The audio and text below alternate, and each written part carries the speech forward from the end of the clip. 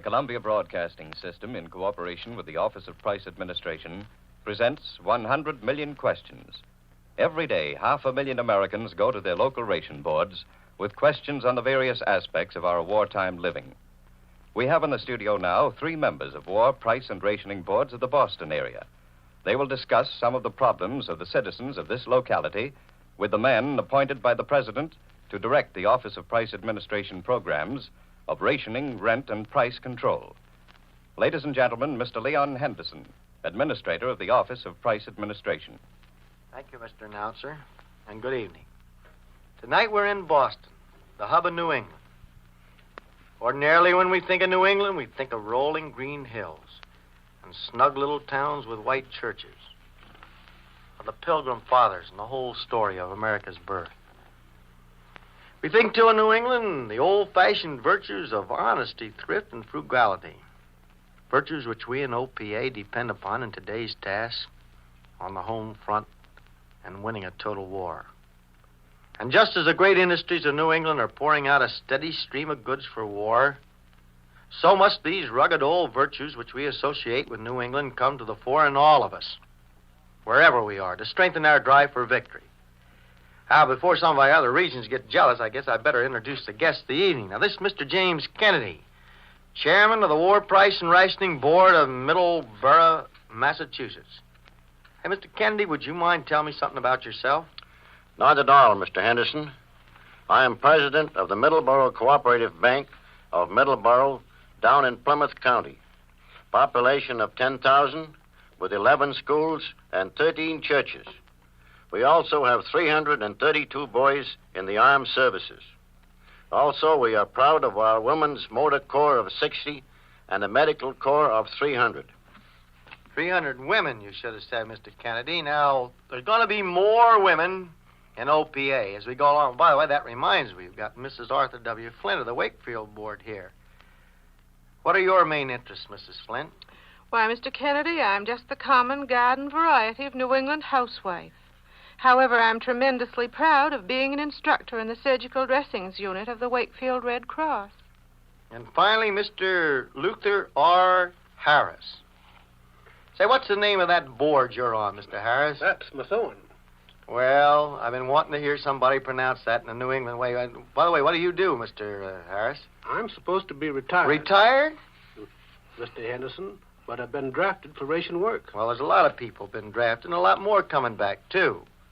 Well, let's get down to the business of the evening. That's the problems of rationing and price control in New England. Rationing goes back a long way in New England history, Mr. Henderson. I thought you would be interested in an entry in the diary of Governor William Bradford of Plymouth on November 19, 1621. So I brought it along. That's exactly 321 years ago to the day. This is what he writes. I took exact account of all of the provisions in the colony and proportioned the same to the number of persons. So they were presently put to 1/2 allowance, one as well as another. Mr. Kernnedy, that's a wonderful phrase. That phrase of Governor Bradford's. One as well as another. It's got the whole idea of rationing in a nutshell. And it's interesting to see this has been our American way from the very start. I guess we better jump a few centuries. I don't suppose it's a secret, but I expect that fuel oil rationing is a matter of a great deal of concern in this locality. We do have a real problem, Mr. Henderson, not only in Boston, but throughout this whole section of the country. You see, in Boston alone, there are 110,000 homes heating with space heaters. You mean the small individual heating units? That's right. Yes, as contrasted with furnaces on central heating systems. As a matter of fact, a large proportion of these heaters are converted kitchen ranges, which started out in life by burning coal. But they use oil. You mean kerosene now. Yes, and that's the hitch. Their owners have been accustomed to buying oil in small quantities, often from house-to-house peddlers. We do not know the total number of such space heaters or just what their fuel requirements would be.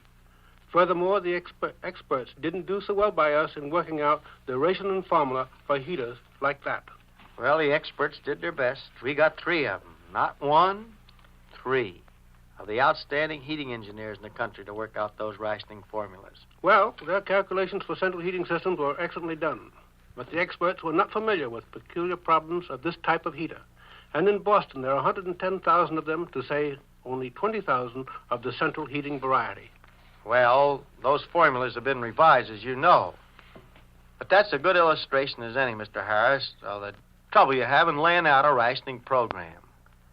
But what you people have done up here is a better illustration of the local help through local boards. The needs and requirements of each locality are bound to be different. And yet, in Washington, we got the plan on a countrywide basis.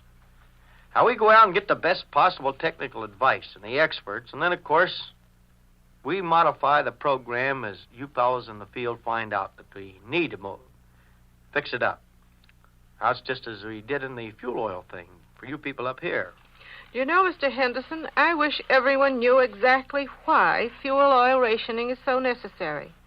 There would be no complaints about it then, I should think. Well, I think they ought to know from reading the papers where some of the fuel oil's been going. It's been going to Africa. When I was out in St. Louis last week with the board there, I was talking about it. The reasons are just the same, only more so here in New England. You mean it's a transportation problem? Yes, and that means it's a war problem. After all, the whole eastern seaboard used to be supplied by tankers. Well, you know what the tankers are doing now, that is, the ones that aren't sunk. As far as the tank car deliveries into the eastern area, just remember that right here we're 1,000 miles closer to a certain General Eisenhower's and a lot of American boys 1,000 miles closer than the Gulf ports of Texas. That's no military secret. That's just grammar school geography, Mrs. Flint. 1,000 miles less of submarine-infested waters. That's why New Englanders and maybe all Americans will be a little bit colder this winter. But as a result, it's going to be hotter for Hitler. There are things we can do about it, Mr. Henderson.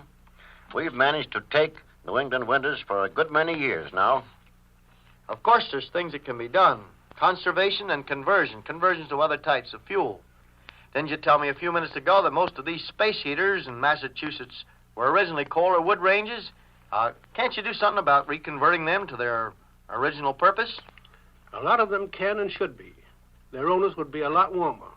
Of course, in certain cases, it won't be possible. Grates and the original linings may be gone, and new ones are not always obtainable. The labor shortage is an angle, too. One of the applications for fuel oil came into the local board office this way. Mr. X has fallen arches and no grates. Well, I hope he didn't blame the fallen arches on OPA. We've been blamed for almost everything. But as far as those grates, well, he ought to be able to reconvert, and a lot of people can. They could, and they must.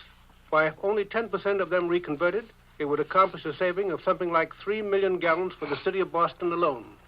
Well, the War Production Board's given the go-ahead signal for the manufacture of grates and conversion parts and stokers. There'll be more facilities for conversion available, and we've got to see that everybody tries to do it. Not all, but a good many will be able to do so, and that'll help. And when it helps the fighting man on the fighting front. And, of course, this goes for commercial buildings, even more so than for homes. That's where bigger savings are, to say nothing of the industrial establishments that are in a position to convert. Many such establishments have failed to convert because of the expense involved. Expense? You mean money? Well, victory isn't cheap. No one ever said it was. Furthermore, victory isn't achieved by sitting back and hoping that somebody else will make a sacrifice so that you won't have to. In the near future, it's going to be obligatory in many cases. We ought to remember, too, that where conversion isn't possible, the economy and conservation really is. We know something about that in New England, Mr. Henderson. Why, we have been in the habit of shutting off parts of our farmhouses during the cold weather for years. The parlor, for instance. That's opened up only if the preacher calls, and not always then. A nice warm kitchen is as good a place as any in which to receive company. You know, Mrs. Flint, I think sometimes that New England is just like South Jersey, where I was born. Another thing, up here, like in South Jersey, everyone likes bedrooms cool for sleeping. There just isn't any point to using valuable fuel to heat them in the daytime. That New England frugality is what I want to recommend to everyone. And if you can manage, any of us, To use less than your ration, so much the better. You got to look at an unused coupon as oil that's saved for our fighting men. But I'd like to ask you something about enforcement. How do you handle the obstinate minority that won't go along with the rest? Well, Mr. Henderson, we have cracked down on some illicit dealings in gasoline in this Commonwealth. In one case I have in mind, a complaint was received from a law-abiding dealer that a competitor of his was selling gasoline without requiring surrender of coupons. OPA investigators were sent to the spot, and sufficient evidence was obtained. Just last week, a suspension order was served. That chiseling dealer is now out of business. Yes, and he should be. I'm only sorry it took so long. The whole process seemed to move so slowly. Well, Mrs. Flint, it does seem slow. But that's a protection for the individual. That's what he's entitled to under the Bill of Rights. We've got to look over every case pretty carefully. We don't want to suspend anybody unless their guilt is conclusively proven. And that's why the staff moves slowly. But they move surely. And the review process is being streamlined. And I can tell you it's not going to take so long in the future. You would probably be interested in this story from Springfield, Mr. Henderson. A small boy there was found with several C coupons. When questioned, he finally revealed that he got them from a certain woman who operated a filling station. The investigators got out a search warrant and discovered that she had several hundred sheets of C coupons, which she had been selling for $3 per sheet. Needless to say, she is no longer in the filling station business. Well, I don't suppose she realized it, that woman, and anybody that bought those black market coupons. But this is just what it is. They might just as well have stolen oil from a tanker on its way to our soldiers in North Africa, because that's in effect precisely what they did do. Here's another case we got to the root of, Mr. Henderson. The OPA received a complaint that gasoline coupons were being sold in a shipbuilding yard in Fall River. Police took the ration book sellers into custody and followed the trail to thieves who had rifled the supplies of a rationing board in South Boston. 22 people were indicted, and they are now awaiting trial. Well, that's good. The rationing boards, too, have got to watch out for those coupons. I'm glad to hear they didn't get away with it this time. The local boards can play a big part in enforcement of regulations. They have got the authority, you know, to recall and cancel ration books and coupons when abuse is discovered, and some of them are doing it. And I hope that none of your boards are going to hesitate to do it. I'm glad to hear you put it that strongly, Mr. Henderson. All of us connected with the local boards know we can't do our job without the help of everyone.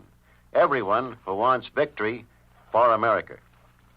Well, this war rationing and price control program puts a tremendous responsibility on every citizen. First of all, to cooperate in every possible way.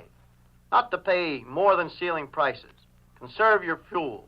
Convert to coal if possible, so that nobody on the fighting front suffers a lack of oil. They've got to have oil. That's the reason we cut down the A coupon last Tuesday. And then you got to see the chiselers are reported.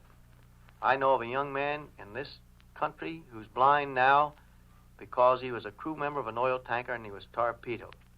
The blazing oil cost him his sight.